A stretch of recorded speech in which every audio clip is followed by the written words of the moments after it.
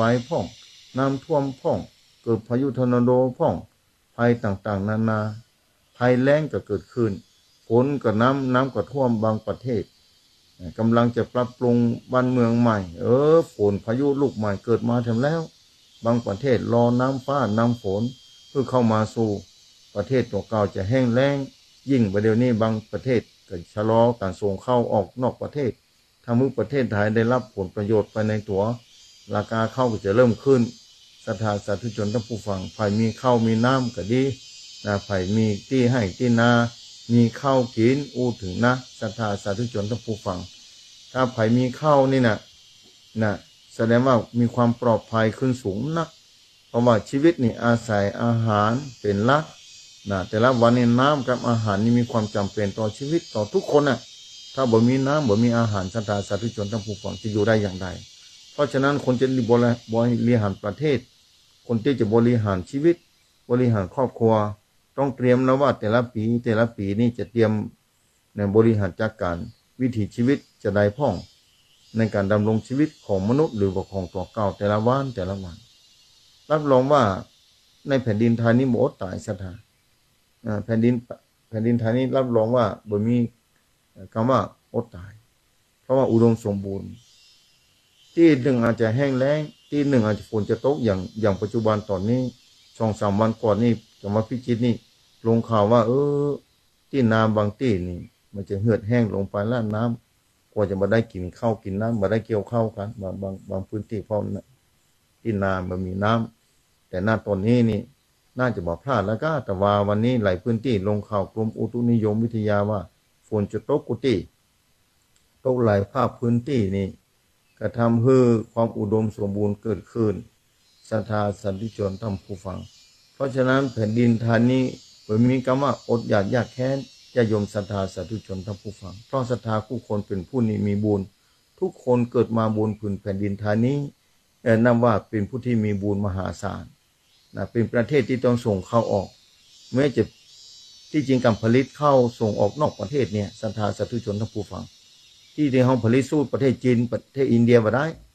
แต่ว่าประเทศจีนกับประเทศอินเดียนี่เป็นประเทศที่ประชากรนักตอนนี้อินเดียนักเหลือประเทศจีนไปแล้วในขณะเดียวกันเนี่ยเพื่อจะต้องกินข้าว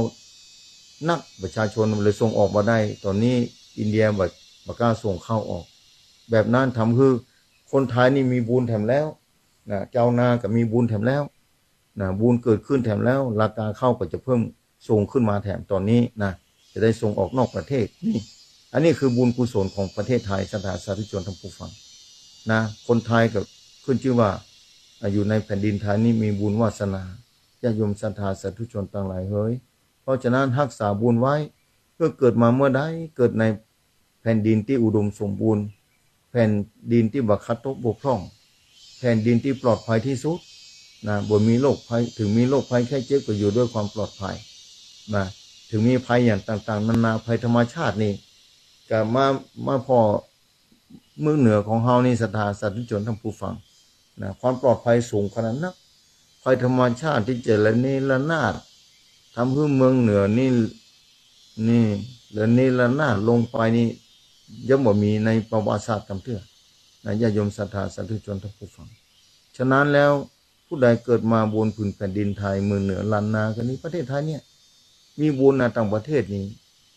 ถ้าศรัทธาพอข่าวต่างๆณตอนนี้เกิดขึ้นแต่ละประเทศนี้ศรัทธาสาธุชนท่านผู้ฟังมีปัญหาตลอด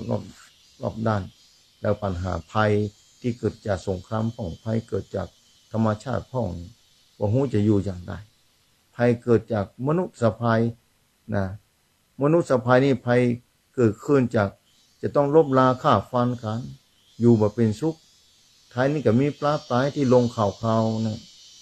ต่อสู้การยิงการฆ่าการตายนี่มาจากสาเหตุนะคุณธรรมและศีลธรรมมาเกิดขึ้นในห้วงหัวใจเพราะฉะนั้นญาติโยมศรัทธาสาธุชนท่านผู้ฟังพื้นที่ใดก็ตามนะบอกไปเถอะรวมตัวกันผู้คนเพื่อคณะครูโรงเรียนเนี่ยบ่มเพาะนักเรียนตั้งแต่ละออนเนี่ยเอาวิชาพระพุทธศาสนาเข้ามาสอดแทรกในโรงเรียนเพื่อใดศรัทธาสาธุชนท่านผู้ฟังเข้ามาสอดแทรกในโรงเรียน คือญาติโยมศรัทธาสาธุชนทั้งผู้ฟังอู้กันป้าครูที่ไหนก็อู้เข้าไปป้าครูบาอาจารย์ที่ไหนก็อู้เข้าไปป้าข้าราชการที่ไหนก็อู้เข้าไปต้องการให้ลูกมีศีลมีธรรมแล้วพ่อแม่เองก็จะต้องปฏิบัตินะคือเป็นคนที่มีศีลมีธรรมเพื่อลูกเต้าหลานเรียนได้หารเป็นผู้นำที่ดีโดยเหมือนกันในขณะที่เขาจะบอกเพิ่นตอนนี้สังคมวุ่นวายสับสนมาจากการขาดคุณธรรมขาดศีลธรรมศีลธรรมแบบพลิกมาโลกาจะวินาศศรัทธาสาธุชนทั้งผู้ฟังเพราะฉะนั้นความผิดเพี้ยนของธรรมชาตินี้มาจากความผิดเพี้ยนของมนุษย์มีส่วนเชื่อมโยงกันไปได้ศรัทธาสาธุชนทั้งผู้ฟังทั้งหลายเพราะฉะนั้นทุกอย่างสำเร็จด้วยใจมนุษย์ถ้ามีสีขาวนักโลกนี้ก็จุ่มเย็นเป็นสุขถ้าจิตใจมนุษย์สีดำเกิดขึ้นนักหรือสีขาวโลกก็วุ่นวายซับซ้อนนะโลกจะวุ่นวายซับซ้อนมหาศาลเลยอย่างถึงวันนี้เริ่มหาได้ชัดเจนในภัยต่างๆที่เกิดขึ้นบ้านเฮานี่บ่ได้ศรัทธาเหยนะบ้านเมืองเฮานี่ศรัทธาอยู่กันแบบง่ายๆสบายไปหันมานี่ไปก้าไปขายไปทำมาหากินได้สะดวกสบายศรัทธานึกว่าบ่มีภัยอย่างบางครั้งนะศรัทธาต่างประเทศเปิ้นตอนเนี้ยหลายประเทศได้รับภัยธรรมชาติได้รับภัยต่างๆภัยจากมนุษย์ภัยอย่างที่บอกนี่หัวหน้าผู้นำประเทศเตรียมตัวจะลบราฆ่าฟันกันพ่องภัยสังคมภัยเศรษฐกิจศรัทธาสาธุชนยิ่งบ้านไกลเรือนเคียงเฮาถึงวันนี้น่าเป็นห่วงน่าสงสารนะประเทศเราเป็นต้นราคาเงินกีบเปิ้นตกลงต่ำขนาดนัก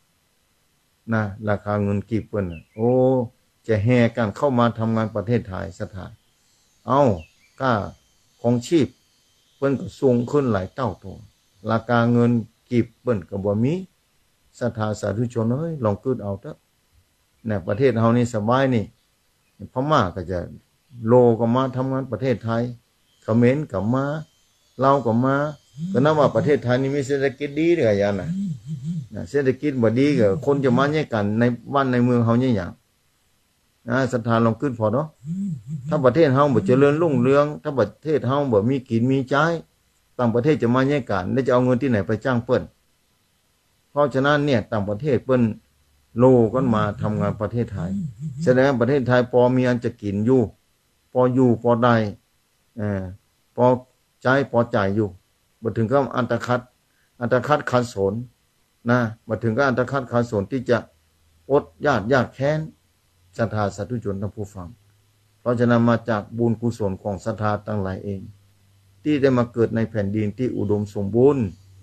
ที่ได้มาเกิดในแผ่นดินที่มีศีลมีธรรมพอสมควรอยู่ในโลกนี้ถึงวันนี้ญาติโยมศรัทธาสาธุชนทั้งผู้ฟัง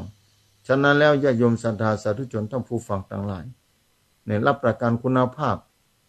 บนผืนแผ่นดินไทยนี้คิดว่าบ่อดยากแค้นจนถึงหมดเละเนระนาดหายทรัพย์สูญไปบนโลกนี้บนแผ่นที่โลกนี้คงเป็นไปบ่ได้แน่ตราบใดพระพุทธศาสนายังอยู่ญาติโยมศรัทธาสาธุชนทั้งหลายเพราะฉะนั้นขอบอกญาติโยมศรัทธาสาธุชนทั้งหลายไว้ว่าหมั่นไหว้พระสวดมนต์ภาวนาหมั่นกินหมั่นทานหมั่นรักษาศีลหมั่นภาวนาสนาทานศีลภาวนาจะไปละอันนี้เป็นที่บอกเกิดของคุณงามความดีเป็นที่บอกเกิดของความสุขเป็นที่บอกเกิดของความสบายเป็นที่บอกเกิดการบ่มีอุปสรรคต่างๆถึงมีก็มีน้อยเนี่ยด้วยความเป็นห่วงญาติโยมศรัทธาสาธุชนทั้งผู้ฟังทุกคนทุกท่านที่ติดตามฟังรายการทางวิทยุก็ดีบางคนพอไปโดยตาม Facebook ไลฟ์ที่กำลังถ่ายทอดอยู่เสียงออกไปทาง Facebook ไลฟ์ญาติโยมศรัทธาสาธุชนทั้งผู้ฟัง ขออภัยเมื่อเกิดมาดีแล้วก็ต้องรักษาความดีของตัวเก่าไว้เหมือนเกลือรักษาความเค็มเมื่อเกิดมาแล้วเจอพระพุทธศาสนาอย่าไปฮื้อเสียเวลาเนื่องศรัทธาศึกษาก้อนกายเอาหลักธรรมเหล่านี้ไปใช้นำไปไว้กับชีวิตประจำวันคืนหมดไปความตายรออยู่เบื้องหน้าเป็นแน่แท้เวลาน้อยลงไปถึงวันทุกคนเวลาน้อยลงไปศรัทธาสาธุชนทั้งผู้ฟังเวลาหมดลงไปถึงวันศรัทธาบันเตื้อบ่ฮู้ตัวเมากันเมางานทำมากินบ วันเดียวเผื่อมาหูมากำหนึ่งมดข้ามไปเห็นแล้วเดี๋ยวก็แจ้งมาทำแล้วอย่างวันนี้เป็นต้นวันติดเห็นแล้วแต่มาเองก็เหมือนกันนะนั่นก็อยู่วัดเดี๋ยวก็ไปหันมานี่เดี๋ยวก็อยู่กับงานในวัดเอาเข้ามาติดมาถึงแล้วนี่อย่างส่งติดที่ผ่านมาอินเทอร์เน็ตบ่ค่อยดีก็ต้องขออภัยศรัทธาตัวนะภาคเจ้าไม่ได้มาอู้จากับญาติโยมศรัทธาเพราะว่าอินเทอร์เน็ตนะมันบ่ค่อยเสถียรนะบ่ค่อยเสถียรเจ้าวันนี้ก็พอแค่น้อยพอใจได้ก็เลยได้มาอู้จากับญาติโยมศรัทธาในภาคเจ้าเนี่ยทุกอย่างก็มีปัญหาศรัทธาต้องก็เคลียร์กันไปแก้ไขกันไปออกอากาศวิทยุก็เหมือนกันมันเตือกเอาเรื่องใหม่เรื่องเก่ามาอู้มาจามาพบปะญาติโยมศรัทธาเพื่อจะ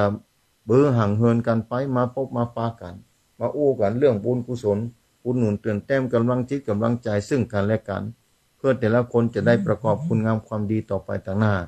เนี่ยศรัทธาสาธุชนท่านผู้ฟังทั้งหลายชีวิตเนี่ยไม่มีก้ามหาศาลหาประมาณบ่ได้วันนั้นนิยมเข้ามาหาว่าหมอตรวจพบโรคภัยร้ายแรงเนี่ยจะได้ดีท่านอาจารย์เลยบอกใจเย็นๆโยมเมื่อหมอตรวจพบปะโรคภัยร้ายแรงเฮาก็จะไปนะฟอจะไปนี่เสียใจเตื้อเพราะว่าอายุได้ขนาดนี้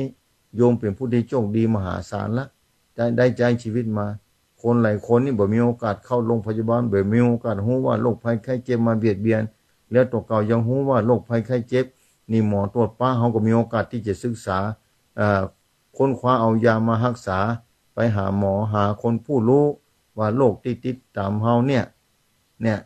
พยายามซ้อยุกซ้อยามาแต่ทุกคนเหลือเวลาน้อยอูฟังแล้วก็ยุกยาจิตใจตัวเป็นโรคภายในจิตใจนี่นักกว่าโรคกายถึงวันนี้คนบ่ใจหูว่าโรคจิตใจนี่บางทีต้องไปส่วนปรุงโรงพยาบาลประสาทโรงพยาบาลดูแลนักขึ้นวันนั้นหมอบอกนักขึ้นท่านอาจารย์ ประเดี๋ยวนี้คนผิดเพี้ยนไปนักหลายๆประการบางทีแทบจะรับบ่ไหวอันนี้มาจากจิตใจผู้คนเป็นโรคภัยไข้เจ็บไม่ใช่ร่างกายนะศรัทธาร่างกายนี่บ่สบายถ้าจิตใจสบายนี่แม้ร่างกายจะเจ็บป่วยเมื่อยไข้นี่แม้ร่างกายจะเจ็บป่วยเมื่อยไข้นี่ศรัทธาสาธุชนทั้งผู้ฟังถ้าจิตใจบ่ป่วยนี่เนี่ยถ้ามีความรู้ความเข้าใจหลักธรรมะเนี่ยสามารถอยู่ได้ศรัทธาสามารถรักษาร่างกายนี่แม้จะเจ็บป่วยเมื่อยไข้ยอมรับความเป็นจริงได้ศรัทธาจะอยู่ด้วยความบ่เป็นทุกข์ใจแม้ร่างกายมันจะทุกข์แต่จิตใจศรัทธาจะบ่ทุกข์เพราะศรัทธาเข้าใจเป็นอย่างดีว่าร่างกายเพียงแต่ธาตุทั้ง4ทั้งอันที่ได้ใจมาป่านนี้ขนาดนี้เนี่ยแต่จริงแน่นอนเลยทีเดียวว่าเอาบ่อยากคือร่างกายนี้สลายลงไปแต่ทุกคนก็ต้องยอมรับว่าในโลกนี้อันยังพ่องที่ทนคงทนอยู่ตลอดไปบ่มีสักอย่างศรัทธาสาธุชนทั้งผู้ฟังเมื่อเข้าใจแบบนี้แล้วศรัทธาจะอยู่ด้วยความบ่กังวลอะไรอย่างสักอย่างจะทำแต่ความดีจะสร้างแต่ความดีอย่างเดียวความดีที่ถูกต้องและดีงามแท้ๆจะโยมศรัทธาสาธุชนทั้งผู้ฟังอย่างที่บอกไปว่าชีวิตเป็นของน้อยทุกชราและความตายลุกลานชราก็คือโรคชราโลคาพยาธิเข้ามาเบียดเบียนแม้จะมีเงินหมื่นเงินแสนเงินล้านเงินหลายล้านหลายหมื่นล้านถ้าบ่สบายก็บ่มีกล้าละเงินจะเริ่มบ่มีกล้ามาละเมื่อเงินบ่สามารถจะซ้อซื้อยาหรือจะซื้อร่างกายเข้ามาแทนที่ได้เพราะฉะนั้นในขณะที่ศรัทธาสาธุชนยังอยู่สุขสบายอยู่จะไปลืมศรัทธาดูแลร่างกายให้ดีดูแลให้ดีเพราะเนี่ยอย่างคือดูแลร่างกายให้ดีนะก็ดูแลให้ว่าเฮามีโอกาสที่จะทำความดีได้ถ้าร่างกายบ่สมบูรณ์แล้วทำความดีก็ยากขึ้นไปแทนหรือก็จิตใจนึกถึงความดีทั้งอันศรัทธาสาธุชนทั้งผู้ฟังฉะนั้นแล้วญาติโยมศรัทธาสาธุชนทั้งหลายในเจ้าวันนี้เมื่อสุขภาพศรัทธาดีอยู่ร่างกายศรัทธาอุดมสมบูรณ์อยู่สามารถทำความดีได้ด้วยการหื้อตานรักษาศีลภาวนาการหื้อตานรักษาศีลภาวนานี้บ่ต้องลงทุนอะไรอย่างนักศรัทธาสาธุชนทั้งผู้ฟังเพียงแต่ศรัทธายอมรับความเป็นจริง เป็นแต่ศรัทธาแต่ว่าบุญมีจริงบาปมีจริงกรรมมีจริงนะชาติหน้ามีชาติก่อนมีนะที่ศรัทธาจะบอกประมาทในชีวิตศรัทธาจะพยายามทำความดีเพราะว่าศรัทธายอมรับสิ่งเหล่านี้ถึงวันนี้โลกปัจจุบันนี้แต่ละประเทศถ้ายอมรับที่เข้ากับผมตมาภาพอู้ไปเนี่ยแต่ละประเทศจะพยายามพัฒนาคุณภาพของมนุษย์จะพัฒนาให้มีคุณธรรมและศีลธรรมจะเบียดเบียนกันโลกมันสับสนวุ่นวายแต่ละประเทศลบราฆ่าฟันกันต่อสู้แย่งดีจริงดีจริงเด่นกันนี่เพราะมาจากบ่ยอมรับความเป็นจริงที่เกิดขึ้นโดยเฉพาะนะทุกคนจะต้องตายแล้วเอาอย่างไปบ่ได้นะทุกคนมาจากกรรมของตัวเก่าสั่งสมมาเพราะฉะนั้นทุกคนจะต้องสร้างกรรมดีและทุกคนต้องเชื่อว่าชาติหน้ามีชาติก่อนมีมาแล้วจะต้องไปเวียนว่ายตายเกิด31ภพภูมิในพระพุทธศาสนาที่บอกไว้ถ้าแต่ละประเทศหรือว่าแต่ละครอบครัวแต่ละคนยอมรับนี่ศรัทธาสาธุชนทุกคนจะประมาทในชีวิตเลยจะพพยายามแล้วพยายามเล่าทำแต่ความดีเพื่อว่าพบต่อไปชาติต่อไปวันต่อไปจะได้สิ่งที่ดีบางคนโทรมาถามว่าท่านอาจารย์ก็เจ้านี่ทำดีมาตลอดสร้างดีมาแต่เป็นจะได้บ่ได้ดีกับเปิ้นแน่ถ้าโยมเชื่อว่าชาติก่อนมีชาติหน้ามีถ้าโยมเชื่อว่ากรรมมีจริงถ้าโยมเชื่อว่าบุญมีจริงโยมจะต้องยอมรับความเป็นจริงหลายภพหลายชาติก่อนเฮาบ่ฮู้ว่าเฮาสร้างกรรมอันหยังมาพ้องเมื่อเฮาบ่ฮู้ว่าเฮาสร้างกรรมอันหยังมาพ้องอันนั้นแหละญาติโยมศรัทธาสาธุชนทั้งหลายเฮ้ยอันนั้นแหละบัญชีกรรมเก่าที่เฮาเคยสั่งสมมาส่งผลมาคือชาตินี้ที่เฮาทำชาตินี้ยังออกหน่วยออกผลเตื้อฉะนั้นแล้วศรัทธาสาธุชนทั้งผู้ฟังทั้งหลายพยายามสั่งสมคุณงามความดีอย่าบ่ลดละทำความดีไปถึงวันบางคนนะบอกว่าวันนั้นมาอู้ว่าผมนี่ท่านอาจารย์ในพรรษานี้ผมมากินเหล้านะนี่แต่นอกพรรษากินเนี่ยก็อนุโมทนาด้วยเนี่ยบอกว่า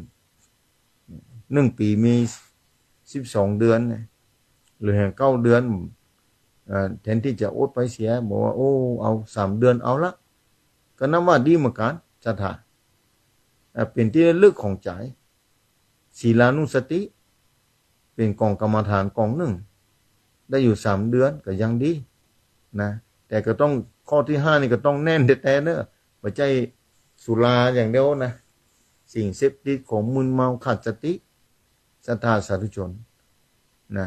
3 เดือนมีสตินี่3 เดือนมีสติอยู่ก็กินเหล้าแต่9 เดือนนี่อันตรายขึ้นไปแทนศรัทธาสาธุชนต้องผู้ฟังทั้งนั้นแทนที่จะรักษาตลอดไปเลยเนี่ยเพราะว่าชีวิตมันเหลือน้อยหาแล้วบอกว่าโยมจะไปประมาทในชีวิตนะโยมอดมาได้ถึง3 เดือนก่อนนะเอาพรรษานี่ก็ต่อยาวไปเลยกะนี่บอกเปิ้นไปอย่างก็บ่ฮู้นะท่านอาจารย์เมียผมก็บอกอย่างนะนี่ศรัทธาสาธุชนทั้งผู้ฟังชีวิตนี่มันมีกล้าบอกนะวันไหนจะไปบ่ฮู้ถ้ามีศีลานุสติมีศีลเป็นที่เปิ้งตั้งใจสบายแล้วจากโลกนี้ไปที่ดีแน่ๆญาติโยมศรัทธาเอ้ยผมว่าของกินของทานเพราะว่าศีลที่เคยรักษาจะทำให้สุขภาพอุดมสมบูรณ์แข็งแรงอย่างที่ศรัทธาเคยฮู้เคยได้ฟังนั่นนะแต่ละคนแต่ละท่านก็ต้องการให้สุขภาพดีทุกคนก็ฮู้ว่าสุขภาพมันมีค่าอะไรมันมีเปลี่ยนของแท้บ่มีของปลอมนะอย่างไตเทียมเป็นต้นศรัทธาสาธุชนต่างหากนะเพราะฉะนั้นร่างกายมันมีค่าดูแลให้จนถึงที่สุดแต่ก่อนที่มันจะสลายไปเนี่ยทำความดีให้ถึงที่สุดนะน้อยที่สุดก่อนนอนก็พอลมหายใจเข้าออกแต่อันนะหายใจเข้าเงาๆหายใจออกเงาๆใจเย็นๆจ้าๆนี่แล้วก็รับไปเลยตอนนั้นโยมมีสมาธิตอนนั้นขณะนั้นโยมบุญกุศลโยมก็เกิดขึ้นเพราะจิตมันผ่องใสจิตมันสะอาด1 นาที2 นาที ดีกว่าที่บ่ได้ทำเลยเนี่ยการพบปะพระพุทธศาสนามันเป็นบุญเป็นโชคเป็นบุญเป็นโชคเป็นบุญวาสนาแบบนี้ได้เจอพระพุทธศาสนาญาติโยมศรัทธาสาธุชนทั้งผู้ฟังศาสนาสอนแบบนี้พุทธศาสนาสอนหูจากความทุกข์แล้วก็สามารถวางความทุกข์ได้ในขณะที่มีความทุกข์อยู่เมื่อเราหูจากความทุกข์แต่ถ้าคนหูจากความทุกข์ว่าสามารถที่จะปล่อยวางได้ความทุกข์เกิดขึ้นมาอยู่กับความทุกข์เดียวคนที่วางความทุกข์ได้สามารถอยู่กับความทุกข์แต่ปล่อยวางความทุกข์ลงได้อันนั้นแหละความสุขจะเกิดขึ้นมาในขณะที่มีความสุขจะเกิดขึ้นมาในขณะที่มีความทุกข์อยู่ศรัทธาสาธุชนทั้งผู้ฟังทั้งหลายความทุกข์จะขึ้นมาปั่นใดก็ตามแต่น้อยหนึ่งความสุขจะต้องแฝงอยู่ในความทุกข์ความทุกข์กับความสุขนี่มันจากกันบ่ได้เป็นโลกธรรม8ประการมีสุขกับมีทุกข์มีสรรเสริญกับมีนินทานะมียศเสื่อมยศมีลาภเสื่อมลาภศรัทธาสาธุชนทั้งผู้ฟังโลกธรรม8ประการมียศก็เสื่อมได้มีลาภสักการะมีโชคมีลาภมีได้เคยบางทีก็ขึ้นลงศรัทธาเนี่ยญาติโยมศรัทธาสาธุชนทั้งผู้ฟังวันนั้นมาถามเมื่อใดผมจะมีโชคท่านอาจารย์แต่ว่าจะไปหู้จะได้บอกแล้วแต่บุญวาสนาของแต่ละคนบ่เหมือนกันบอกนะมีโชคบางคนอาจจะบ่มีโชคตั้งทรัพย์สมบัติมีโชคตั้งกายนะอุดมสมบูรณ์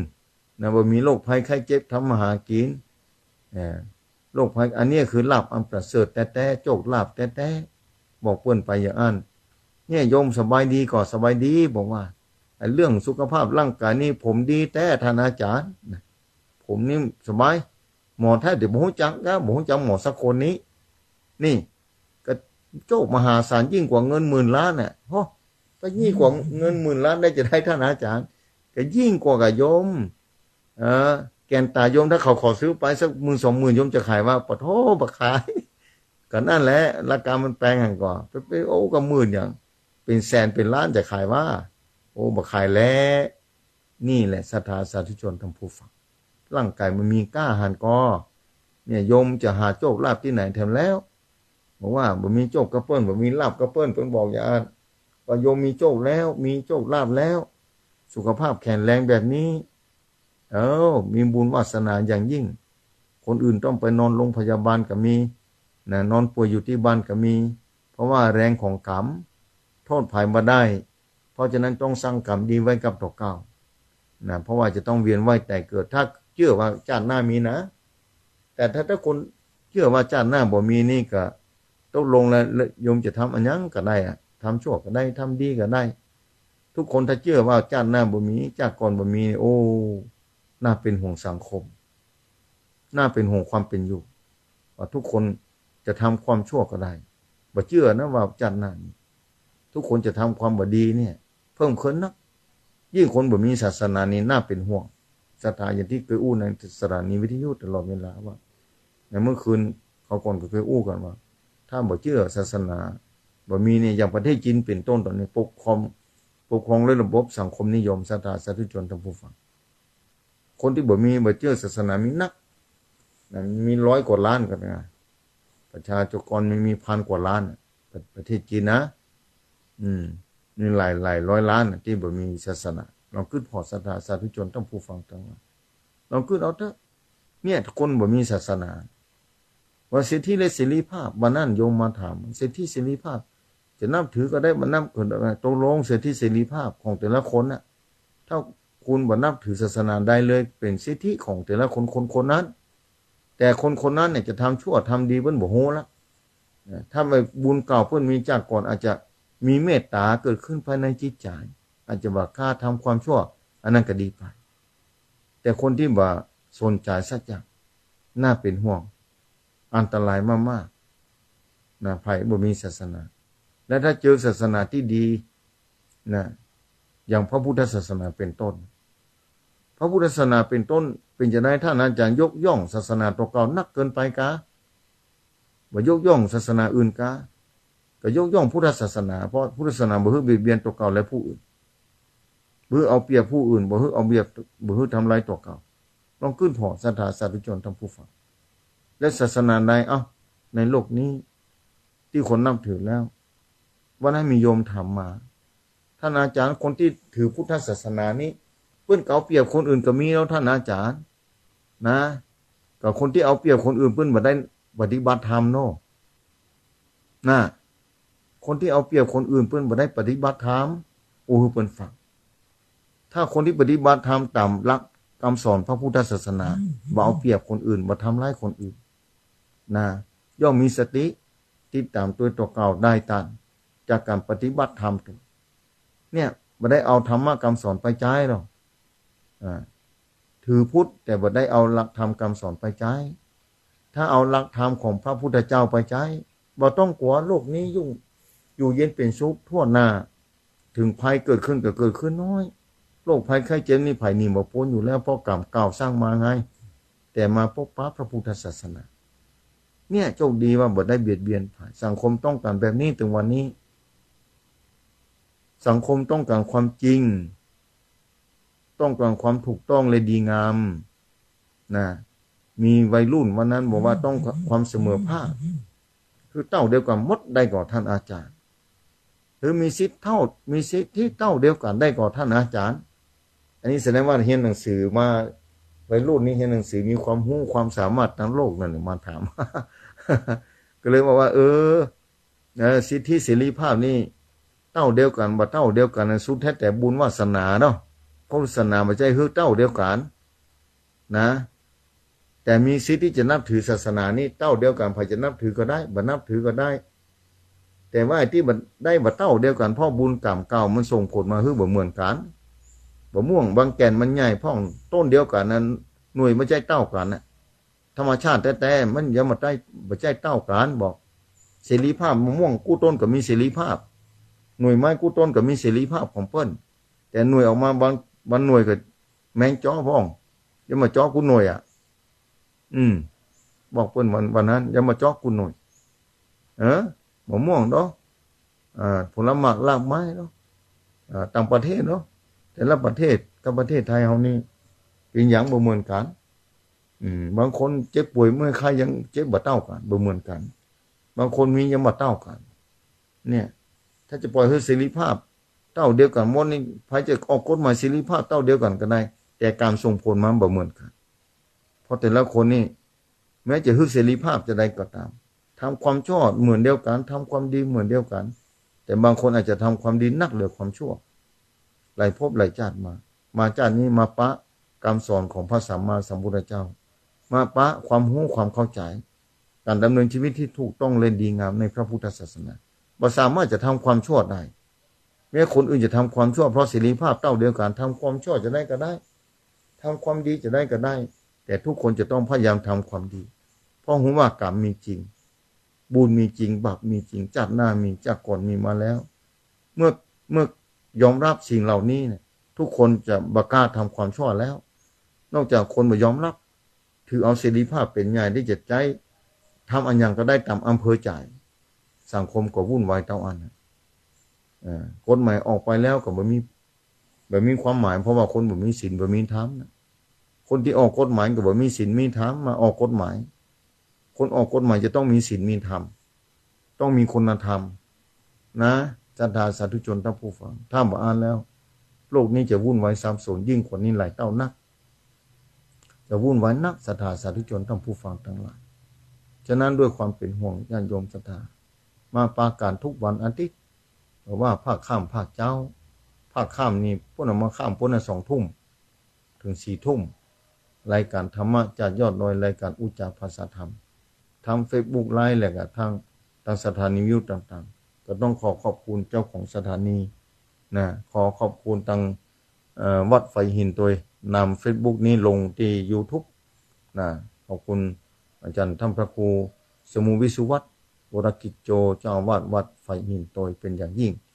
นะที่นำรายการนี้นะพอจะเข้าไปพอทาง Facebook ไลฟ์ก็ได้นี่หลายช่องทางศรัทธาสามารถค้นคว้าหาความรู้แล้วได้ฟังแล้วจะไปเชื่อเลยศรัทธาต้องกลั่นกรองก่อนพิจารณาก่อนเพราะฉะนั้นปัญญานี่เป็นเครื่องกรองปัญญาเป็นเครื่องพิจารณาเป็นเครื่องกรองกำอู้กำจา ที่ได้ยินเสียงออกมาจากกริมฝีปากของผู้คนในโลกนี้เข้ามาสู่โสตประสาทคือเข้ามาที่หูนะแล้วเราจะต้องกลั่นกรองปัญญาตัวนี้มีความจำเป็นเป็นเครื่องกรองเครื่องร่อนอย่างดีเนี่ยตัวรู้เนี่ยมาจากที่ไหนมาจากต่างได้สาธุชนทำผู้ฟังก็มาจากระยะเวลาอันยาวไกลในวัฏสงสารที่เราเวียนว่ายแต่เกิดนี่แล้วยิ่งมาพบปะพระพุทธศาสนาก็ศึกษาความเป็นจริงของชีวิตความรู้ที่เป็นจริงของชีวิตเนี่ยบางคนอาจจะปฏิเสธนะจะปฏิเสธจะได้ก็ตามความจริงคือความจริงวันยังค่ำอย่างการเกิดแก่เจ็บตายเป็นต้นทุกคนเป็นไปตามกรรมเนี่ยบางคนเนี่ยเมื่อกรรมส่งผลมาให้ได้รับนะผลของกรรมชาตินี้จะเอาเงินซื้อเป็นหมื่นล้านก็ซื้อมาได้แล้วเพราะอย่างเพราะกรรมมันส่งผลเสร็จแล้วอย่างมะม่วงเนี่ยเจอมะม่วงก็ดึงออกหน่วยมะม่วงคือออกเป็นหน่วยทุเรียนจะไปได้ที่ไหนสักท่าปลูกต้นมะม่วงเนี่ยใครกินทุเรียนเนี่ยไปบอกต้นมะม่วงปีนี้มันต้องออกหน่วยแล้วเอามาทุเรียนมาออกเนอะมะม่วงย่างก่อนคือทุเรียนออกมาก่อนเนอะต้นนะปลูกต้นมะม่วงอย่างเดียวนี่เยอะออกเป็นทุเรียนคือออกเป็นมะหนุนจะได้วะมันเป็นไปบ่ได้สถาสาธุชนจะใส่ปุ๋ยอย่างลองไปใส่ในประเทศไทยจะบอกมีกำเตื้อทั่วโลกจะบอกมีกำเตื้อว่าปลูกมะม่วงคือหน่วยออกเป็นทุเรียนปลูกลำไยคือหน่วยออกเป็นมะม่วงยังบอกมีกำเตื้ออย่างสมมติว่าปีนี้โอ้มะม่วงราคาถูกผมว่าต่อไปมะม่วงคือเปลี่ยนมะม่วงกลายพันธุ์เป็นลำไยเนอะปีนี้ลำไยราคาดีทุเรียนราคามันแพงมะม่วงมันต้องออกแล้วเนอะมะม่วงหน่วยมะม่วงจะไปออกนะทุเรียนมาออกเนอะเพราะบอกทุเรียนราคาดีเนี่ยแก่หนึ่งเป็นบุหกี่ร้อย200-300สถา300-400ก็มีเยอะมันดีเนี่ยมันจะเป็นไปได้วะมันเป็นไปบ่ได้สถานี่แหละพระศาสนาพระพุทธเจ้าพระสัมมาสัมพุทธเจ้าเอาหลักธรรมคำสอนความเป็นจริงมาตีแผ่ให้เจ้าโลกได้หู้ได้หาว่ากรรมนี่ส่งผลให้เราแต่ละคนบ่เหมือนกันเพราะมาจะสร้างมาบ่เหมือนกันบ่เหมือนกันเกิดบ่เหมือนกันเกิดบ่เหมือนกันทำบ่เหมือนกันสถานเนี่ยเอาปลูกมะม่วงต้นหน่วยมีเป็นมะม่วงมะโอเป็นมะโอมะนาวเป็นมะนาวปีนี้มะนาวราคาแพงมะโอจะไปออกเนอะมะนาวออกเนอะเนี่ยมันเป็นไปบ่ได้สถาสาธุชนทั้งผู้ฟังหน่วยอันไหนเนี่ยหน่วยออกมาคือผลของมันวิบากภาษาบาลีในพระพุทธศาสนาว่าวิบากคือหน่วยผลของกรรมที่สร้างไว้ผลที่เขาปลูกเนี่ยคือมะม่วงกะมะโอมะนาวกะทุเรียนกะลำไยกะมะพังกะมะเฟืองมะไฟกะลิ้นจีกะนี่ปลูกลงไปบนผืนแผ่นดินอันนี้เป็นการกระทำนะแล้วใช้ระยะเวลาการดูแลการฟุ้งฟักแล้วจะออกหน่วยออกมาเป็นกามที่สร้างลงไปเนี่ยกามอันยังกามมะม่วงกามมะโอกามมะนาวกามทุเรียนอันเนี้ยที่ปลูกลงไปเหมือนกันมนุษย์เฮาทำความดีด้วยกายวาจาใจนะก็ดีกันบ่ดีนี่วาจาทำนี่ในกายมือตีนนี่ประกอบกันมาเนี่ยกายทำลงไปวาจากำแล้วก็นึกคิดนี่การนึกคิดนี่ศรัทธาสาธุชนทั้งผู้ฟังความนึกคิดเนี่ยจะเป็นมโนกรรมตั้งจิตตั้งใจศรัทธาสาธุชนทั้งผู้ฟังบางคนคือคนนั้นคือบ่ดีทำร้ายคนนั้นทำร้ายคนนี้จะไปขโมยของคนนั้นคนนี้จะไปผิดศีลผิดธรรมข้อนั้นข้อนี้กับคนนั้นคนนี้สาธุชนทั้งผู้ฟังนี่ความคิดทำให้ตุกละบางครั้งใจมันจะตุกเพราะจิตนี่มีความจำเป็นอย่างยิ่งจะต้องศึกษาเรียนรู้พระพุทธศาสนานี้เน้นขนาดนะคือการรักษาศีลภาวนามีศาสนาในพ่องในโลกนี้มีศาสนาในพ่องนี่ถ้าปฏิบัติตามนี่โลกจะบ่วุ่นวายบ่ซับซ้อนบ่ต้องเสี่ยงแหละ100%เนี่ยถ้าปฏิบัติตามหลักธรรมพุทธศาสนาแค่ 60-70%ศรัทธาม่วนสุขไปที่ไหนก็ปลอดภัยแล้วบ่ต้องไปกังวลไปเอี่ยวประเทศไหนก็ปลอดภัยทั่วโลกนี่ยอมรับเอานั่งเครื่องบินไปที่ไหนบ่ต้องกลัวจะปล้นจะจี้จะลบจะวิ่งเราเช่าทรัพย์เอาของเฮาไปวิ่งเราชิงทรัพย์ศรัทธาสาธุชนท่านผู้ฟังเนี่ยไปไหนก็ปลอดภัยศรัทธาก็ต้องการความปลอดภัยของชีวิตเมื่อศรัทธาต้องการความปลอดภัยของชีวิตศรัทธาเขาจะแยกอย่างไรคือไปที่ไหนปลอดภัยนี่จะได้คือประเทศไทยปลอดภัยที่สุดประเทศไทยนี่คือปลอดภัยที่สุดก็ต้องคือคนปฏิบัติศีลปฏิบัติธรรมคือคนไปปฏิบัติศีลปฏิบัติธรรมคือคนรักษาศีลรักษาธรรมคือร่างกฎหมายคือถูกต้องและดีงามแล้วคนที่ร่างก็ต้องรักษาศีลด้วยนะศรัทธาสาธุชนท่านผู้ฟังออกกฎหมายเนี่ยทีนี้จะต้องปลูกฝังเนี่ยปลูกกรรมที่ดีอย่างที่บอกปลูกมะม่วงมะโอมะนาวเนี่ยละอ่อนเกิดมาปุ๊บตั้งแต่เกิดแรกเกิดแล้วพ่อแม่จะต้องสอนละอันนั้นดีอันนั้นบ่ดีฝึกนิสัยฝึกแนวทางกำอู้กำจ๋านิสัยปรับปรุงตั้งแต่ละอ่อนอนุบาล1 2 3ไปเลยคือไหว้พระสวดมนต์ภาวนาคือกราบคือฮู้จักไหว้พ่อไหว้แม่ฮู้จักผู้หลักผู้ใหญ่เคารพอ้อมน้อมถ่อมตนอันเนี้ยถ้ามีสิทธิเสมอภาคเนี่ยละอ่อนจะบ่เคารพคนใหญ่ละเสรีภาพเท่าเดียวกันอย่างที่บอกตะกี้จะบ่มีการเสมอภาคจะบ่ให้พระพุทธศาสนาบอกคือแล้วแต่บุญแต่กรรมเพราะฉะนั้นบุญกรรมนี่แหละศีลธรรมนี่แหละทำให้คนเคารพอ้อมน้อมเอื้อเฟื้อเผื่อแผ่เมตตาต่อกันถ้าร่างกฎหมายสิทธิเท่าเดียวกับมดละอ่อนเกิดมา 4-5 ขวบ 2-3 ปีนี่บ่เคารพพ่อแม่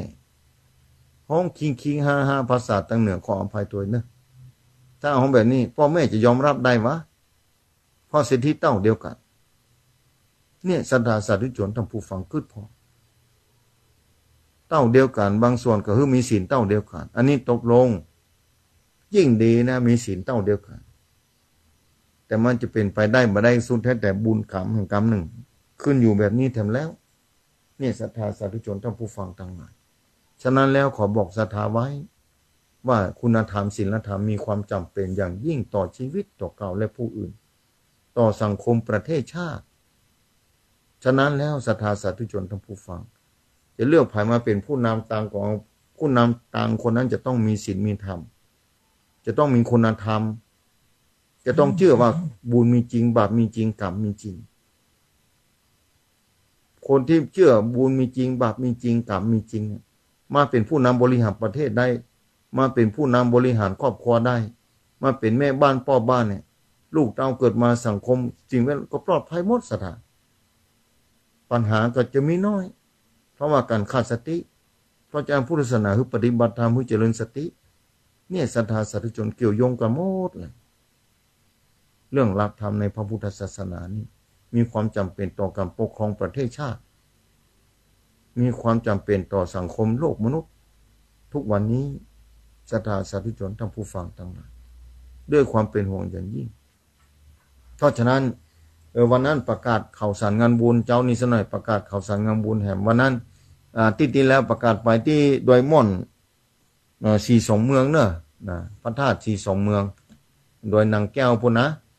เพิ่นจะมีงานสลักพัดวันที่16เนอะนะวันที่16เดือนนี้เดือนกันยานี้นะใครมีโอกาสก็เจริญพรเรียนเจิดเนอะ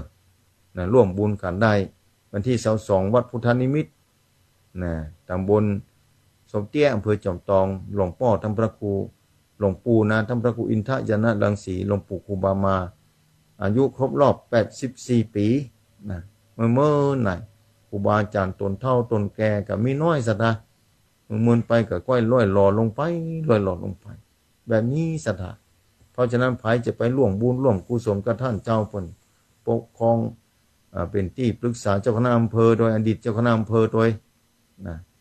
ญาติโยมศรัทธาสาธุชนท่านผู้ฟัง หลายที่มีการมีงานนะมีงานบุญงานกุศล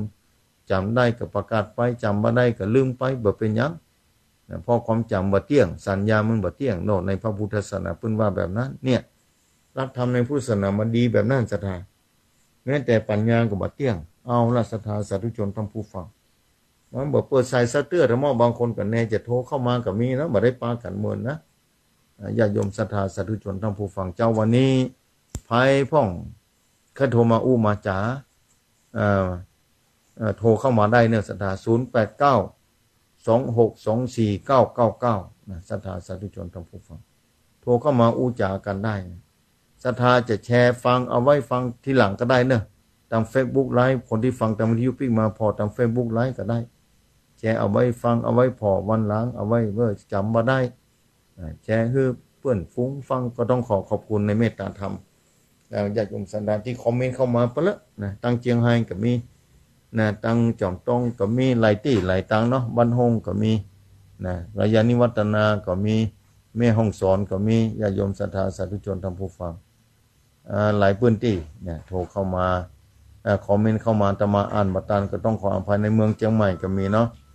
ในเมืองเชียงใหม่ก็มีโอ้หลายที่เชียงไฮ้เวียงป่าเป้าก็มีนะชัยปราการก็มีโอ้หลายพื้นที่เด้อในเมืองเชียงใหม่ต้องขอบคุณอนุโมทนาในเมตตาธรรมเด้อเอาเจริญพรแม่ตาเจ้าท่าจานแม่อุยอินเสมอนะเจ้าอ๋อแม่อุยอินบันเสมอแม่สามเนาะแม่ว่าฝนตกก่อนทางพูนตกทั้งวันเจ้าดีแล้วแต่ก่อนเพิ่นบ่นบ่มีฝนเนาะแม่ฟังท่านถึงว่าเจ้าเมื่อคืนเจ้าก็โทรปฏิทินท่านเป็นยังแม่เป็นยังโทรบ่ติดเอาวันหน้าแถมอีกอ่ะนะแม่เนาะเมื่อคืนก็ฟังคู่คืนเมื่อเจ้าก็ฟังคู่เจ้าเชื่อก็โทรเนาะมันโทรยากแม่หูเนาะแม่อุยอินนี่เสียงชัดเจนดีอยู่ได้อยู่83แล้วเจ้า80แล้วได้ก่อ83เจ้าอ๋อ83อยู่บ้านคนเดียวได้ท่านเป็นยังไม่เอาธรรมะเป็นเปิ้นเป็นนี่เอาแม่เฮ้ยวางธรรมะน่ะสบายใจอยู่ดีมีสุขแล้วแม่เนอะท่านก็รักษาสุขภาพเนอะอยู่น้อยนะเนาะ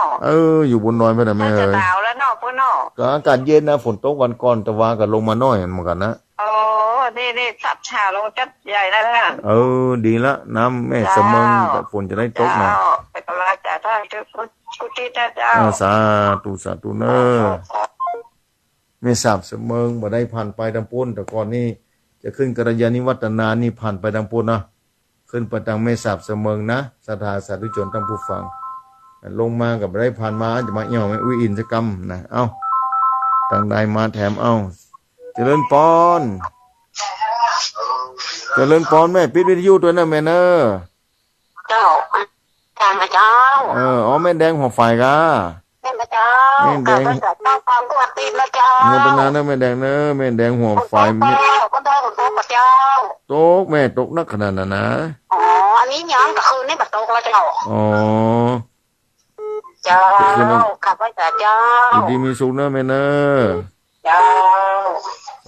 สาธุเอาใส่ต่อไปเจริญพรมาสักการะนะจ๊ะพ่อบุญธรรมกะครับผมพ่อบุญธรรมบ้านปุ่งหนองเนาะครับคิดแสงบ้านอยู่นะครับขอบคุณโมทนาเนอะพ่อเนอะครับผมอยู่ดีมีสมบุญรักษาเนอะ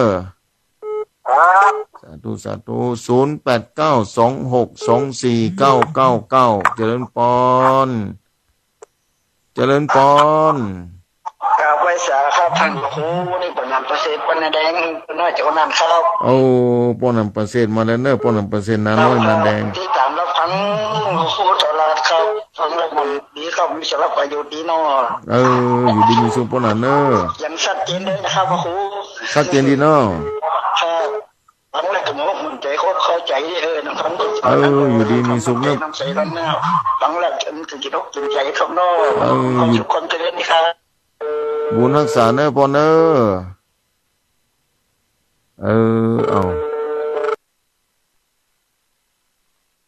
คนพักสายไปแล้ว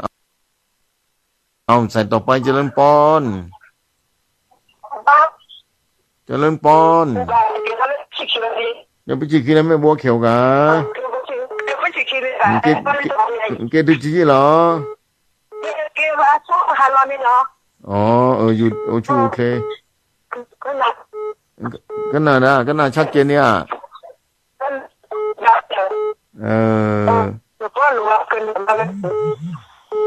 ก็น่าไปย่าอยู่ดีมีโซ่อ่ะต้องบอกชาเด้อบอกใครชาไม่บอกเขียวอ๋ออยู่ดีมีโซ่นะตำลึงเนาะโอชูเคลนะไม่บอกเขียวเนาะโอชูเคลเอาเจริญปอนแกไม่สารห้าจามนะเจ้าแม่อย่างก็ยังไม่เป็นสีเจ้าปลุกฟ้าโอ้แม่เป็นสีโอ้แม่เป็นสีแม่ไม่ได้โทรมาแล้วเจ้าแต่แม่ฟังตลอดนะเจ้าแม่ฟังตลอดเนาะเจ้าฟังตลอดครูบาอาจารย์ทุกตอนทุกองค์นะเจ้าดีละแม่ดีละเจ้าฝ่าโลกฝ่ารักษาสุขภาพนะเจ้าท่านสา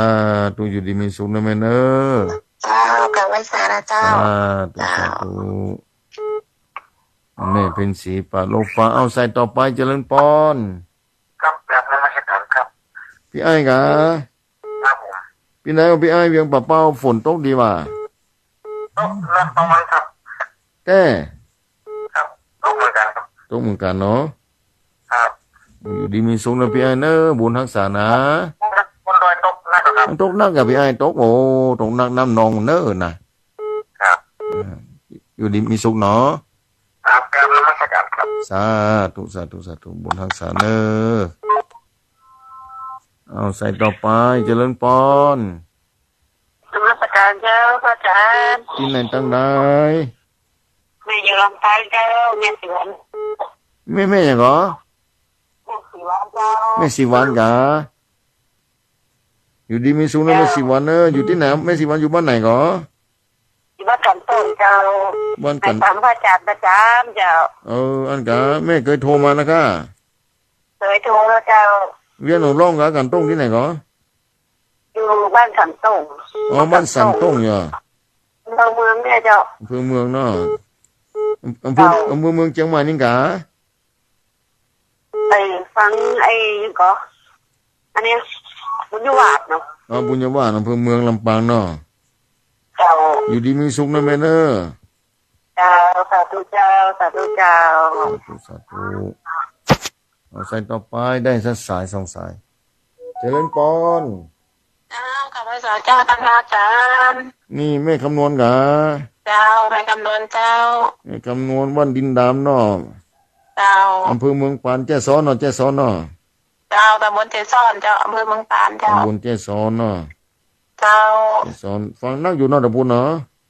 เอาฟังกันนักกับเจ้ากันนักเจ้าทำโทษมั่นได้นั่นกะ